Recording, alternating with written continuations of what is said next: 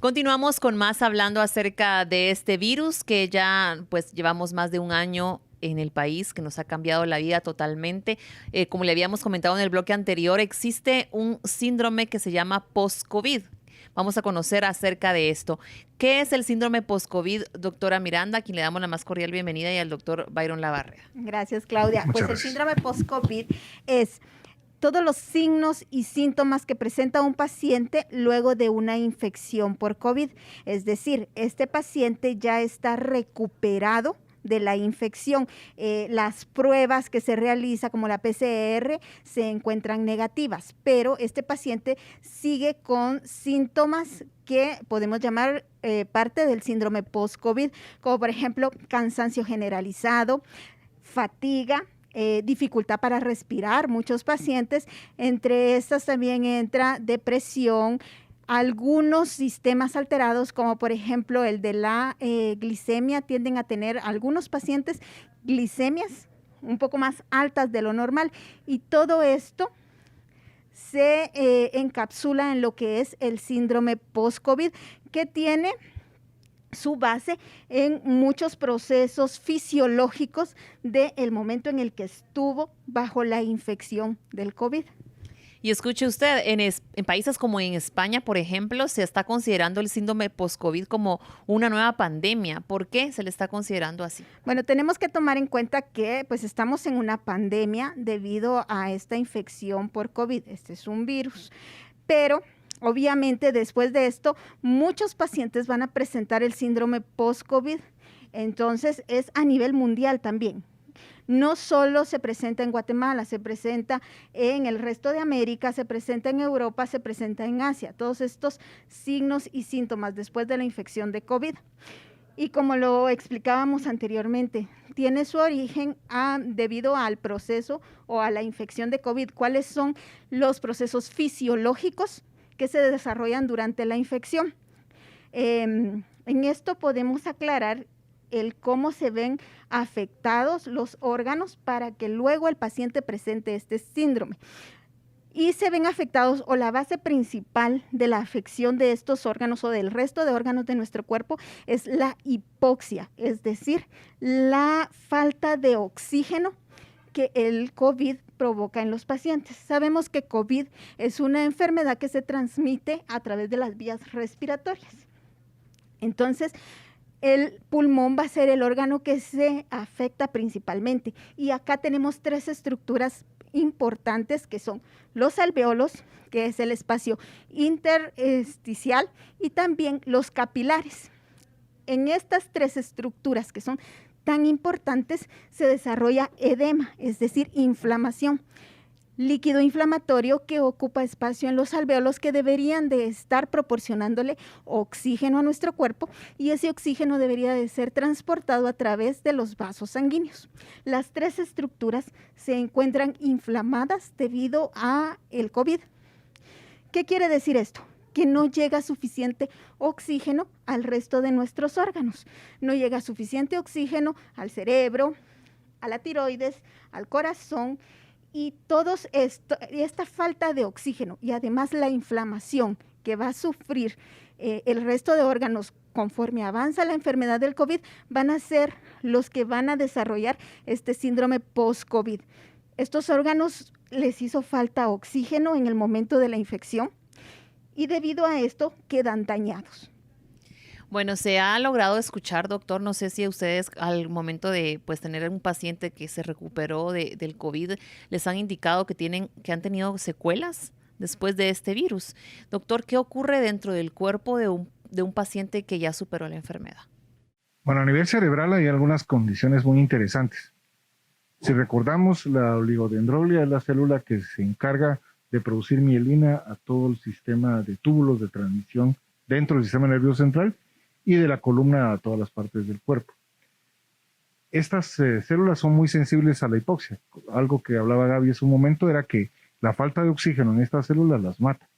Al ir muriendo estas células pueden quedar daños. Dependiendo de lo profundo que sea el daño de hipoxia, así va a ser la respuesta que esta célula va a tener. Entonces, vamos a ver que hay sensores que son mucho más sensibles. Por ejemplo, el órgano olfatorio tiene un bulbo, una especie como de cabeza grande y un sistema de transmisión eléctrica donde van estos túbulos. Son muy sensibles a la desmielinización. En este tipo de pacientes, la falta de capacidad para poder tener el olfato adecuado se produce porque hay un daño de este órgano. El sensor está fallando. Puede ser que se prolongue por algunos meses y como todavía no conocemos a fondo la enfermedad, todavía no podemos predecir qué pacientes van a tener la disfunción y qué pacientes van a tener una evolución más rápida. Por otro lado, a nivel cerebral se activa una cascada inflamatoria. Si recordamos nosotros, existen dos barreras básicas para la defensa del cerebro. Por un lado tenemos los periocitos. Los periocitos son macrófagos, son agentes de limpieza de todo el sistema que lo que hacen es tragarse todo lo que encuentran en su camino que no es adecuado. Sin embargo, cuando el virus no puede ser deglutido por estos macrófagos, estos liberan una cascada inflamatoria que sirve para defenderse del ataque del virus. El otro sistema de defensa, la barrera hematoencefálica, que está constituido por los astrocitos, que son verdaderos soldados que están en la puerta que no dejan pasar a nadie. Sin embargo, el virus logra penetrar estas barreras de defensa y logran llegar hasta las neuronas. Una vez ahí, utilizan su cadena de reproducción para que la misma neurona produzca más virus. Esto activa cadenas de inflamación en todo el cerebro que pueden producir en un momento dado la liberación de factores inflamatorios. Como Gaby bien lo dijo hace un rato, esta inflamación puede persistir mucho más allá de un proceso inflamatorio agudo. Pueden quedar zonas dañadas después de la recuperación de la infección que no se van a poder reconsiderar como funcionales en un tiempo prolongado o permanentemente, dependiendo del grado de profundidad de la lesión. Para poder calcular el grado de daño que la infección te provoca, incluye mucho la cantidad de virus que tú absorbes durante el proceso de infección. A eso los médicos le llamamos carga viral. No es lo mismo que tú recibas una carga viral pequeña a una carga viral más grande. Por eso es que el gremio médico ha sido tan golpeado porque está en contacto directo con el paciente enfermo y recibe una carga viral muy alta. A diferencia de la gente que se contamina en un supermercado o en el patio de una casa o en contacto indirecto. Entonces, el otro punto que debes de tomar en valoración aquí para poder determinar qué pronóstico va a tener el paciente va a ser también la capacidad de ese cuerpo de poderse defender. No todas las personas se defienden de la misma forma. Acuérdate que mucho del problema de esta infección no es tanto el virus que ataque agresivamente, sino la capacidad que tiene la persona de reaccionar a ese virus. Entre más reacciones tengas tú al virus, más problema te va a provocar el virus. O sea, gente que se defiende muy bien, entre comillas, sufre estragos mayores a gente que no se defendió tan adecuadamente, ¿verdad? Doctor, esto quiero decir entonces que uno de los órganos que se ha estudiado más o que puede resultar más afectado con este síndrome post-COVID es el cerebro. Entre los órganos que tenemos, que el virus tiene predilección por provocar daño, tenemos el miocardio, o sea, el corazón.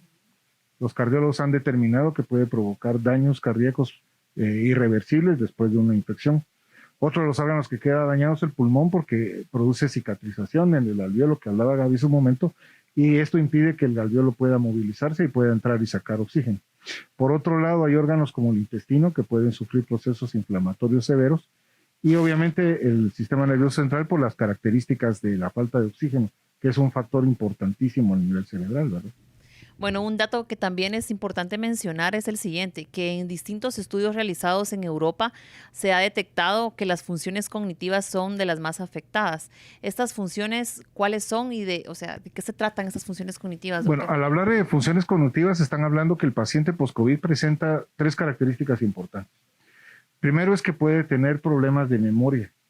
Hay dificultad para poder recordar algunos datos, algunos archivos se han borrado, se han dañado por las zonas de isquemia que tuvo el cerebro, o sea, las zonas de hipoxia que presentó. Estas pueden ser inducidas porque no llegó oxígeno, que el paciente se saturó mucho, ¿verdad? Que no. Normalmente nosotros mantenemos al ambiente una saturación entre el 95 y el 98%. Sin embargo, el paciente con COVID puede tener fácil 70, 60, inclusive menos. Esta característica provoca que entre más poca saturación tenga el paciente, más alta va a ser la tasa de daño cerebral. Por otro lado, el otro factor que hemos notado que los pacientes tienen es que empiezan a tener problemas de equilibrio para mantener la posición, porque las células de Purkinje a nivel cerebeloso necesitan una concentración de flujo de oxígeno permanente. Son muy sensibles a poderse morir si es que le producen hipoxia. Hay zonas de control de movimiento también que son dañadas, el astagamón, las zonas de control talámico. Entonces, los síntomas que el paciente puede presentar después de esto, las deficiencias, van a ser desde el tipo de concentración, cálculo, espacio, hasta ubicación personal. Bueno, y también otra de las situaciones que es importante mencionar es que muchos pacientes, doctora, han indicado que después de sobreponerse al COVID sienten fatiga. ¿Por qué? ¿Y qué aspectos hay que mencionar como usted como profesional a los televidentes? Esto es parte del síndrome post-COVID, que en muchos lugares lo han llegado a comparar con el síndrome de fatiga crónica. ¿Por qué se da esto? Este cansancio generalizado, esta sensación del paciente que aunque duerma no se levanta descansado. Esto es porque hablemos de la hipoxia que sufrieron los órganos de este paciente. En este caso también los músculos. A los músculos deja de llegarles suficiente oxígeno. Además, durante la infección de COVID presentan o también se ven expuestos a la inflamación que es debido preciso al virus que llegó a través del torrente sanguíneo y se convirtió en una viremia. Estos músculos se quedan dañados.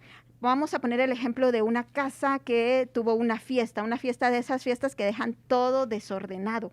Entonces, este desorden que dejó el virus en esta casa es la que impide que el músculo responda adecuadamente, que recordemos que los músculos son los que le proporcionan la fuerza a nuestro organismo para realizar las actividades diarias. Estos músculos no están funcionando adecuadamente debido al daño que recibieron durante el proceso de la infección.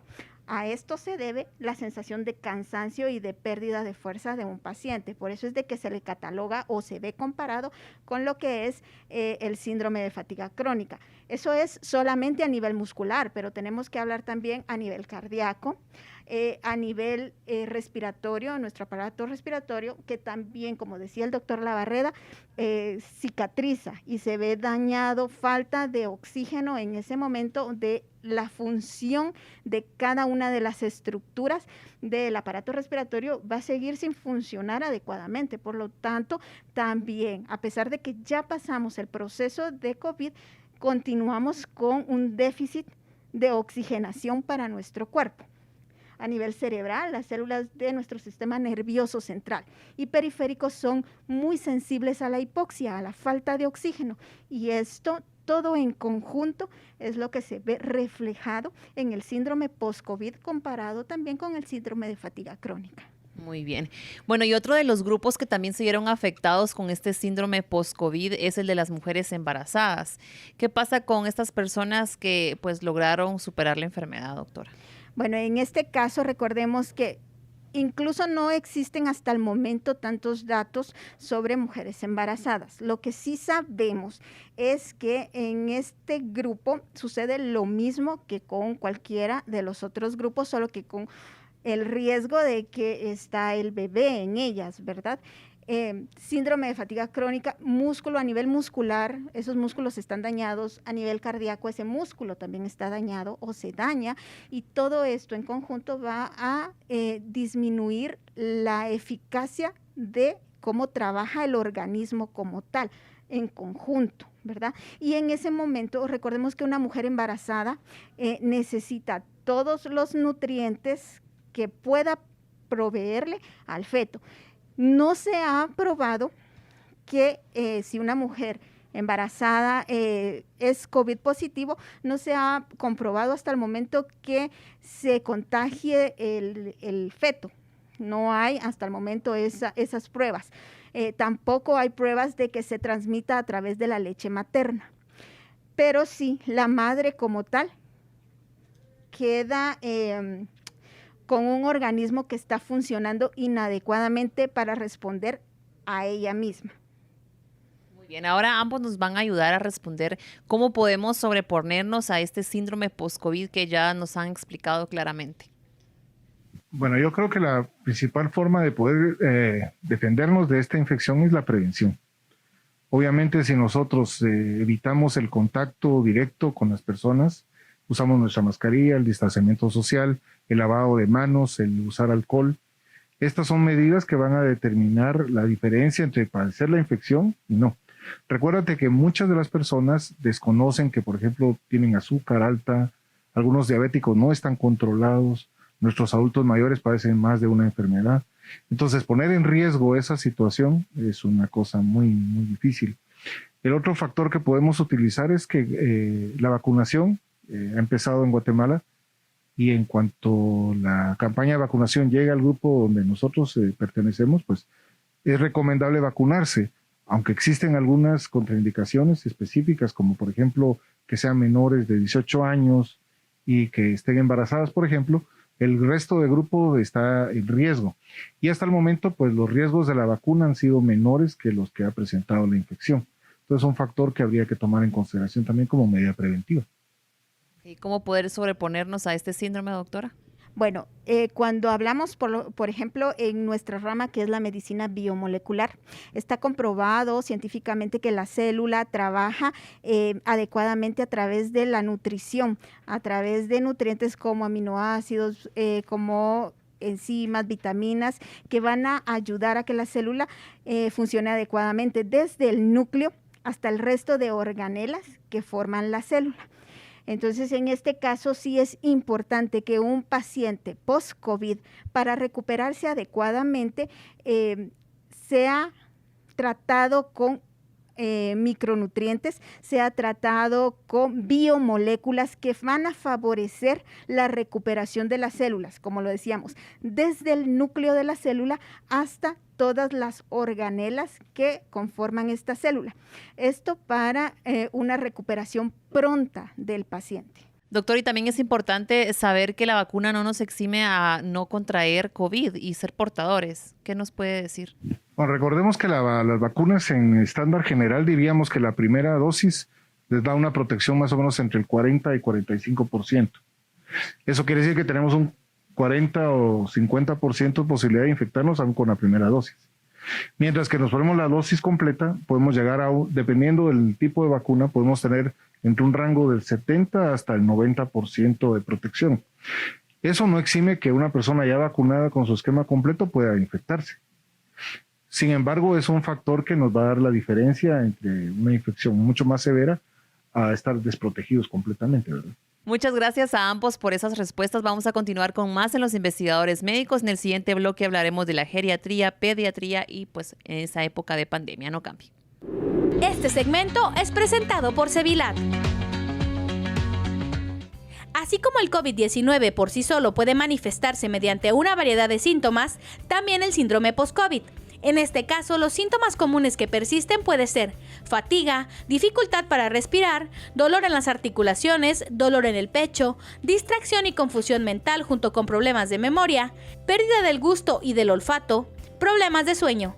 Según investigaciones, aún no se sabe cuánto tiempo pueda persistir estos síntomas. Sin embargo, se estima que pueden durar al menos 6 meses o más en algunas personas. Según los estudios de la OMS, aquellos que parecen tener un mayor riesgo de desarrollar el síndrome post-COVID incluyen adultos mayores de 50 años, personas que experimentaron un caso más grave, personas con problemas de salud subyacentes, en particular problemas cardiopulmonares, hipertensión, diabetes u obesidad.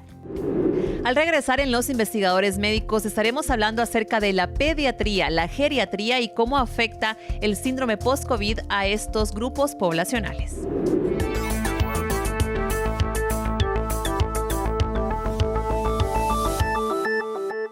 Lo más importante es su salud. Por eso, ante cualquier cambio, síntoma, dolor o manifestación, recuerde consultar a su médico. El tratamiento adecuado puede salvar su vida. La prevención hace la diferencia.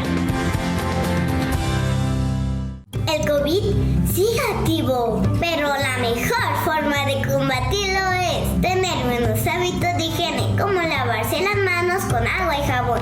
Pero más importante es mejorar nuestras defensas. Por eso yo tomo Cevilat Kids. Cevilat contiene minerales que hacen tu cuerpo fuerte y resistente. Además, es fácil de preparar. ¡Delicioso!